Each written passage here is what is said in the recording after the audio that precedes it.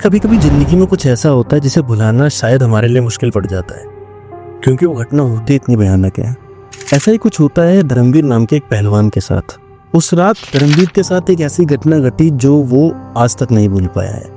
और ये घटना एक दिन नहीं, लगातार 3 दिन उसके साथ कुछ ऐसा हुआ जो इतना भयानक और रूह को कपा देने वाला था कि जिसे सुनकर शायद आपके भी होश उड़ जाएं।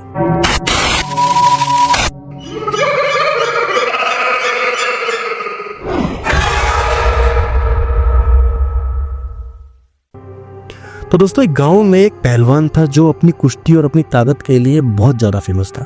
आसपास के पहलवान उससे लड़ने से डरते थे और काफी सारे कुश्ती के दंगलों में तो ऐसा भी हुआ था कि सामने वाले पहलवान ने धर्मवीर का नाम सुनकर उससे लड़ने से ही मना कर दिया। एक रात धर्मवीर अपने घर के बाहर घेर में सो रहा था कि रात में लगभग 3:30 बजे धर्मवीर के कान में एक आवाज सुनाई देती है, और धर्मवीर मैं आ गया। धर्मवीर देखता है कि उसके सामने एक 50 साल का पतला दुबला सा आदमी खड़ा हुआ था जिसके चेहरे पर एक अजीब सी चमक थी। धर्मवीर गुस्से में उससे पूछता है, कौन है तू? वो आदमी जवाब देता है, मैं कौन हूँ, तू ये छोड़ दे। मैं काफी दिनों से तेरा नाम सुन रहा हूँ कि तू आज तक किसी से नहीं आ रहा, तो आज कुश्ती रखते हैं।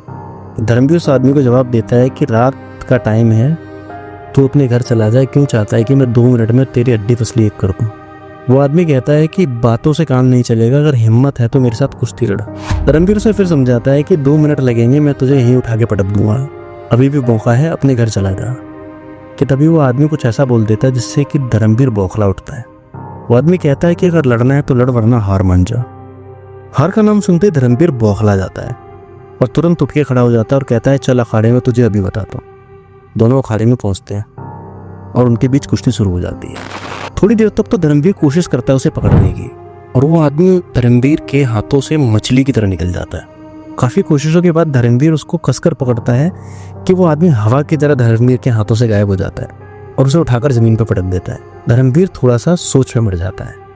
वो गुस्से में फिर खड़ा होता है, वो फिर उस आदमी की तरह झपटता है।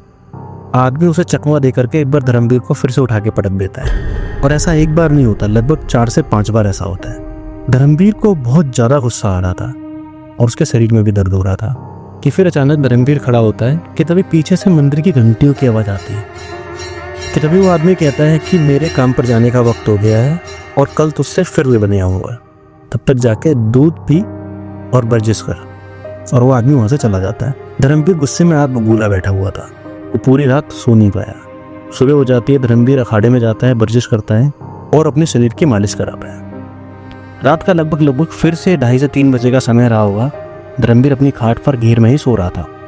अचानक फिर उस आदमी की आवाज आती है। धर्मवीर उठ के खड़ा हो जाता है और कहता है कि आज मैं तुझे मजा चखाऊंगा। दोनों के दोनों अखाड़े में जाते हैं। धर्मवीर और उस आदमी के बीच में दोबारा से कुश्ती शुरू हो जाती है। कई बार धर्मवीर कोशिश करता है कि उस आदमी को मैं पकड़ लूं, पर जैसे ही वो उसको पकड़ता है, वो मछलियों की तरह तुरंत उसके हाथों में से फिसल जाता है। और लगभग अभी 2 मिनट ही हुए थे कुश्ती लड़ते हुए कि तभी वो आदमी धर्मवीर को पीछे से पकड़ता है और घुमा के एक अखाड़े से बाहर फेंक देता है। गुस्से में धर्मवीर खड़ा होता है और तुरंत अखाड़े में आता है और फिर उस आदमी की तरफ झपटता है। दूसरी बार फिर वो आदमी उठाकर धर्मवीर को अखाड़े से बाहर फेंक देता है।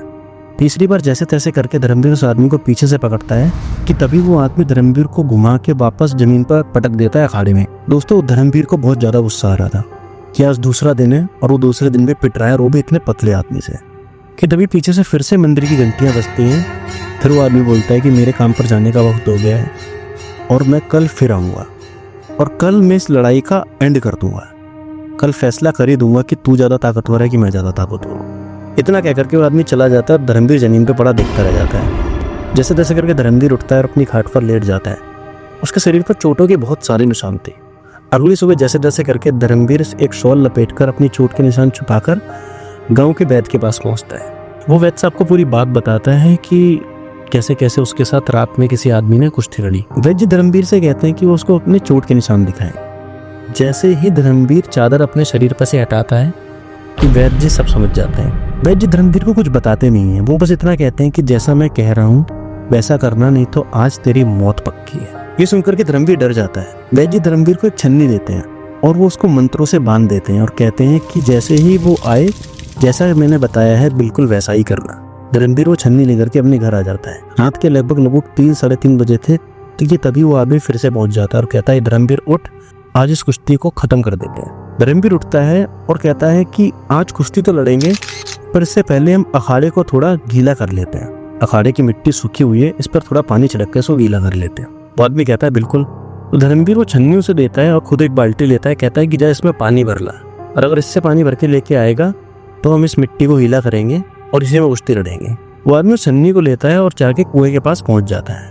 दोस्तों जैसे ही वो आदमी उस छन्नी में पानी भरने की कोशिश करता है, सारा पानी नीचे से निकल जाता है। अब क्योंकि छन्नी थी तो पानी निकलना तो बनता ही था। वो बहुत देर तक कोशिश करता रहता है पर किसी भी तरह से उस छन्नी में पानी रुकता ही नहीं है कि तभी मंदिर की घंटियां बजती हैं और वो आदमी पलटकर घूर कर पहलवान की तरफ देखता है और वहां से चला जाता है। धर्मवीर को कुछ समझ में नहीं आया। अगले दिन धर्मवीर उस वैद्य के पास पहुंचता है तो वैद्य जी उसको पूरी बात बताते हैं। वैद्य जी उसको पूरी बात बताते हैं कि जिसके साथ तू पिछले 3 दिन से लड़ रहा था वो आदमी कोई आदमी नहीं था, वो एक छलावा था। अगर तू नॉर्मल छन्नी भी उसे पानी भरने के लिए लाकर देता तो तुझे मारने के लिए वो उस छन्नी में जैसे तैसे करके भी पानी भर लेता, पर क्योंकि वो छन्नी जो थी मंत्रों से बंधी हुई थी तो उसमें पानी को रोक पाना उसके बस की बात नहीं हुई। और अगर गलती से वो कल छन्नी तेरे पास नहीं होती तो तेरी मौत पक्की थी। दोस्तों ये सारी घटना सुनकर धर्मवीर के रोंगटे खड़े हो जाते हैं। वो वैद्य जी का शुक्रिया अदा करता है और वहाँ से दवाई लेकर के अपने घर आ जाता है।